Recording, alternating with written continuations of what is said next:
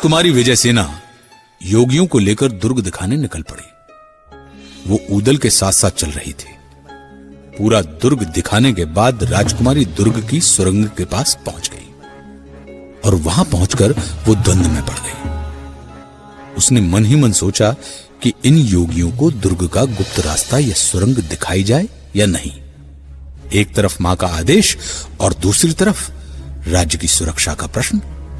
ऊदल ने राजकुमारी के हाव भाव से यह समझ लिया था कि राजकुमारी विजयसेना कुछ छुपा रही है। ऊदल ने बड़ी दृढ़ता से राजकुमारी को समझाया। अलख निरंजन, हमें ज्ञात हो रहा है कि आप हमसे कुछ छुपा रही हैं राजकुमारी। देखिए, आपको रानी मां ने आदेश दिया है कि आप हमें इस दुर्ग की पूरी परिक्रमा करवाएं। हम योगी हैं, अगर आप ऐसा नहीं करेंगी तो हम श्राप दे देंगे और तब ना ये दुर्ग बचेगा न राजशाही। हाँ, आप क्या सोचते हैं कि अगर आपने राजमाता को अपनी बातों में उलझा लिया है तो हम भी आपके इस भुलावे में आ जाएंगे? तुम योगी नहीं, भोगी हो। तुमने मांडव राज्य के साथ धोखा किया है। मैं जानती हूँ तुम महोबा के वीर ऊदल हो।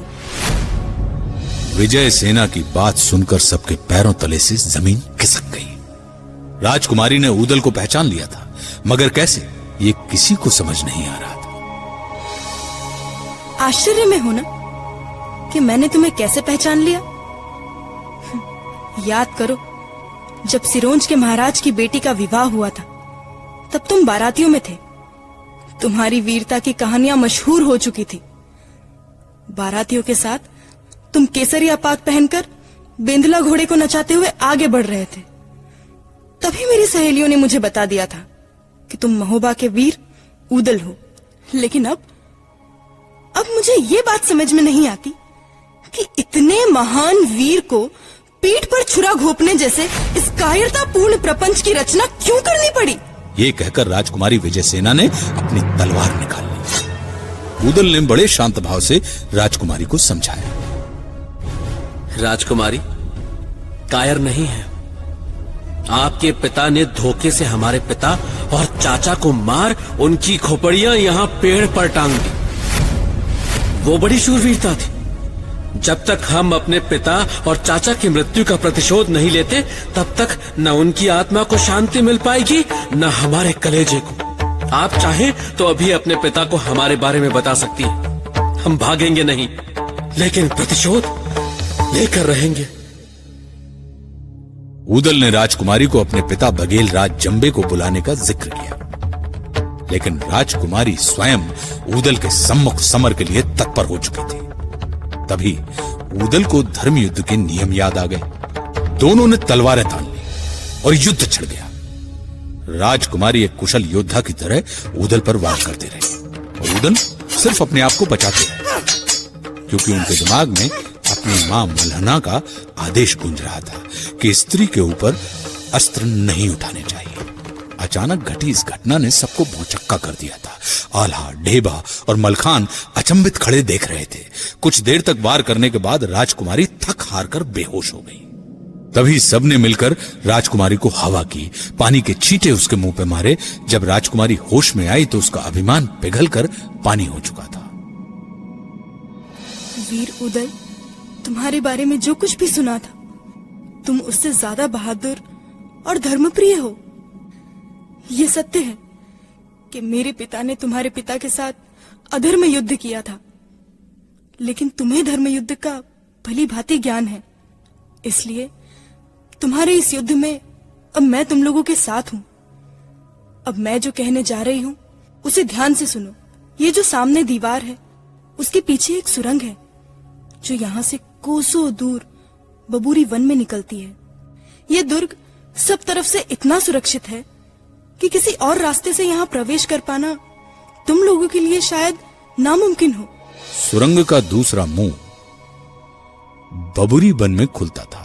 बबूरी वन यानी बबूल के जंगल, जहां महोबा के सैनिकों ने अपना पड़ाव डाला था।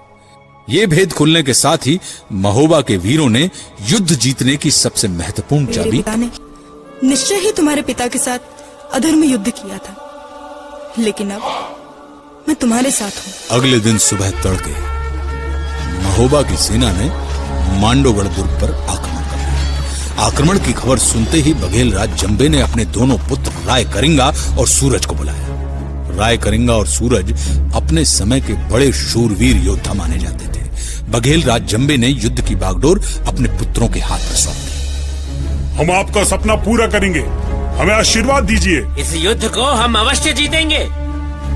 बघेल राज महाराज जंबे की जय। बघेल राज महाराज जंबे की जय। इधर महोबा के सेनापति आला ने पंचव्यूह की रचना के साथ युद्ध लड़ने का निर्णय लिया। अपने घोड़े पर सवार होकर सबसे आगे चलने वाली सेना का संचालन स्वयं आला कर रहा था और बाईं छोर की टुकड़ी का संचालन ढेबा कर रहा था। पिछले भाग का दायित्व मलखान के कंधों पर था और व्यू के बीचों बीच घोड़े पर सवार ब्रह्मा चल रहा था। दोनों सेनाएं मांडोगढ़ के सीमांत के पास आमने सामने आ गई। राय करिंगा ने आला को ललकारा। हमसे लड़ना तुम्हारी औकात के बाहर है। तुम्हारा वही हाल होगा जो तुम्हारे पिता और चाचा का हुआ था। उसी जगह उसी पेड़ पे हम तुम्हारी भी खोपड़ी टांग देंगे। ये बकवास का वक्त नहीं है राय करिंगा। तुम्हारे पिता ने अधर्म युद्ध करके मेरे पिता और चचा को मार डाला था। तुम अगर अपने पिता का सर लाकर मुझे दोगे तो हम तुम्हारी जान बख्श देंगे। बात बात पे सरबर हो गई, बात बात में बाढ़ी रार, बात के ऊपर ठेवा हुई गई, कमर खुली गई तलवार। और फिर सेना एक दूसरे से भिड़ गई। राय करिंगा आला की आंखों में धूल झोंककर आला की ओर बढ़ गया। फिर उसने ऊधल पर भाला फेंका। भाला ऊधल के शरीर के पार हो जाता यदि ऊधल का घोड़ा बिंदुला समय पर अपनी चाल ना बदलता। ऊधल के करीब से निकलकर करिंगा का भाला धरती में धंस गया। धरती चीरत भारत भाला धरती कयो समाय। धन्य है घोड़ के दूल्हा जो स्वामी को लियो बचाए। इस घटना से राय कलिंगर आश्चर्यचकित रह गए। उसने ऊदल पर तलवार से आक्रमण किया और ऊदल ये कहकर राय करिंग पर टूट पड़ा कि पहली बाणी मैं बोलत नहीं, दूजी मैं नहीं करते रार, और तीजी बाणी मैं छोड़त नहीं, मुंह में ठूसते तलवार। और ऊदल के पहले वार में ही राय कलिंगर घायल हो गया और वो रणभूमि छोड़कर भाग गया। इस घटना से उसकी सेना का मनोबल टूट गया और भगदड़ मच गई। लेकिन तभी सूरज ने मांडोगढ़ की सेना की बागडोर अपने हाथों में ली और आल्हा को ललकार कर कहा, आल्हा, इतने सैनिकों की जान गंवाने से कोई मतलब नहीं। आओ हम दोनों द्वंद्व युद्ध करें और द्वंद्व युद्ध के फैसले से इस युद्ध का फैसला हो। अरे जाओ, अगर तुमसे मैं लड़ूंगा तो दुनिया के सारे वीर मुझ पे ये कहकर हंसेंगे कि आल्हा ने एक बच्चे को हरा दिया। तुम्हारे लिए तो मेरा भाई ऊदल ही काफी है। आल्हा का आदेश पाते ही ऊदल सूरज के साथ द्वंद्व युद्ध करने के लिए तैयार हो गया। दोनों की तलवारें निकल गईं और वे दोनों एक दूसरे पर वार करते रहे। ये लड़ाई शाम तक चली और सूरज ढलने के बाद आल्हा ने दोनों को रोक दिया। आल्हा ने दोनों वीर योद्धाओं को शाबाशी दी और दोनों पक्ष की सेनाएं अपने अपने शिविर में लौट गईं। आज का युद्ध तो बिना किसी निर्णय के समाप्त हो गया।